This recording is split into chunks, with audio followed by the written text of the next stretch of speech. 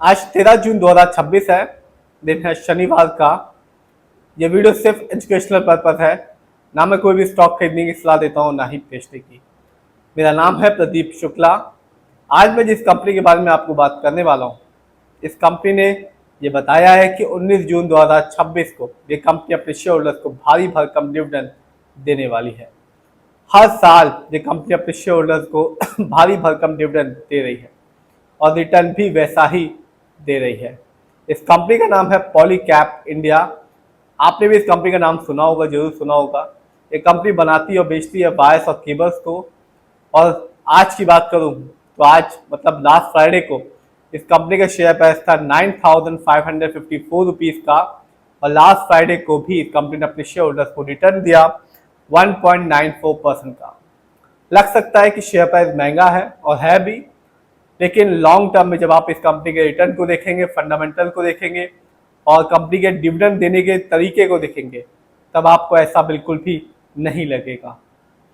बात की जाए लॉन्ग टर्म की, क्योंकि मैं हमेशा हर वीडियो में कहता हूं कि आप लॉन्ग टर्म रिटर्न देखना, तभी किसी भी कंपनी अपना पैसा लगाना।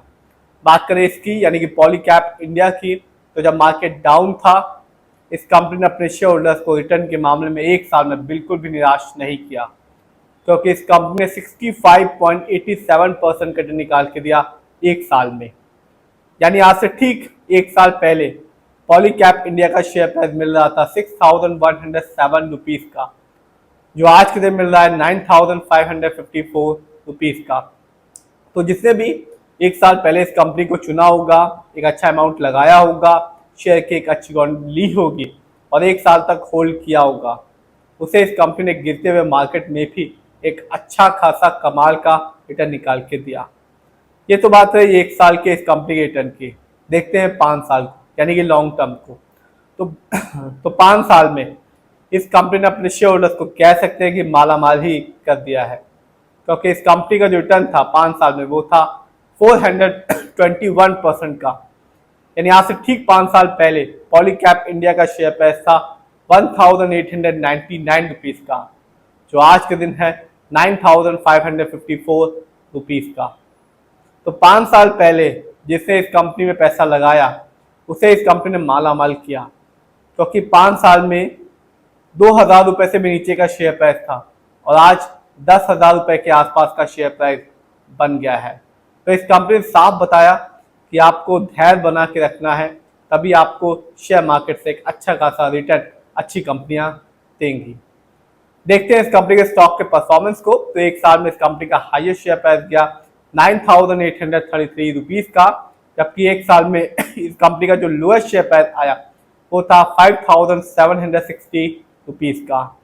यदि मैं इस कंपनी कुछ इवेंट्स को देखूं तो आने वाली 19 जून 2026 को ये कंपनी अपने शेयर होल्डर्स को डिविडेंड देने वाली है, हर एक शेयर के बदले में 47 रुपए का। तो जिसके पास भी इस कंपनी के शेयर की अच्छी खासी क्वांटिटी है या होगी 19 जून से पहले, उसे कंपनी कमाल का डिविडेंड का अमाउंट देने वाली है। इतना ही नहीं, पिछले साल भी इस कंपनी ने अपने शेयर होल्डर्स को एक अच्छा खासा बेहतरीन डिविडेंड दिया था। कंपनी ने हर एक शेयर के बदले में 35 रुपए का डिविडेंड निकाल के दिया था। 2024 में भी इस कंपनी ने अपने शेयर होल्डर्स को डिविडेंड दिया था 30 रुपए का। तो कंपनी लॉन्ग टर्म में रिटर्न तो दे ही रही है, साथ ही साथ ये कंपनी अपने शेयर होल्डर्स को हर साल एक बेहतरीन भारी भरकम डिविडेंड भी दे रही है। जानते हैं इस कंपनी के फंडामेंटल्स को। तो जो कंपनी का मार्केट कैप है वो है 1,43,870 करोड़ का। ये कंपनी लार्ज कैप की है, क्योंकि मार्केट कैप 20,000 करोड़ के ऊपर का है। पीबी रेशियो 12.15 है। शेयर मार्केट में एक अच्छा पीबी रेशियो कहलाता है 1 या तो बिलो 3। इंडस्ट्री पी 54.27 है। शेयर मार्केट में एक अच्छा इंडस्ट्री पी कहलाता है 20 से लेकर 25 के बीच में। ये बताता है जो कंपनी के स्टॉक है मार्केट में कैसा परफॉर्म कर रहा है। क्या वो बहुत महंगा तो नहीं है कंपनी का शेयर स्टॉक मार्केट में, क्या बहुत ज़्यादा सस्ता तो नहीं होगा कंपनी का स्टॉक शेयर मार्केट में। डेप्ट टू इक्विटी 0.01 है। आप भी देख सकते हैं पॉलीकैप इंडिया पर किसी भी तरह का कोई लोन कर्ज नहीं है। इस कंपनी का आरओई है 21.96%, बहुत ही अच्छा, बहुत ही अच्छा, क्योंकि शेयर मार्केट में एक अच्छा आरओई कहलाता है 15% से लेकर 20% के बीच में।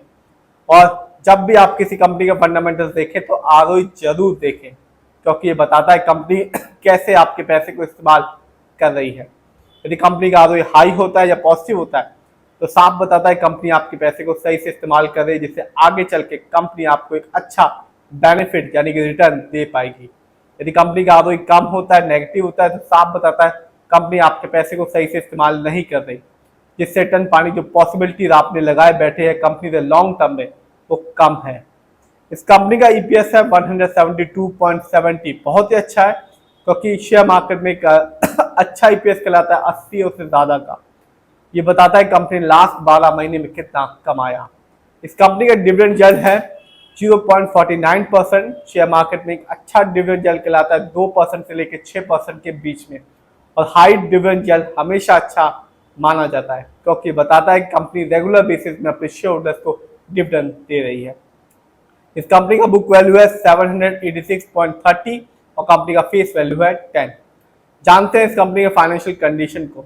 तो मार्च क्वार्टर में इस कंपनी का रेवेन्यू रहा 8,925 करोड़ का, जबकि 2025 में इस कंपनी का ईयरली रेवेन्यू था 28,412 करोड़ का।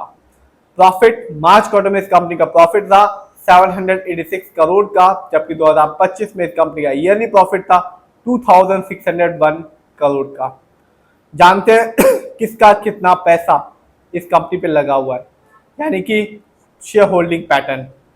प्रमोटर यानी कि इस कंपनी के ओनर्स जिनका पैसा इस कंपनी में लगा हुआ है 61.50% का।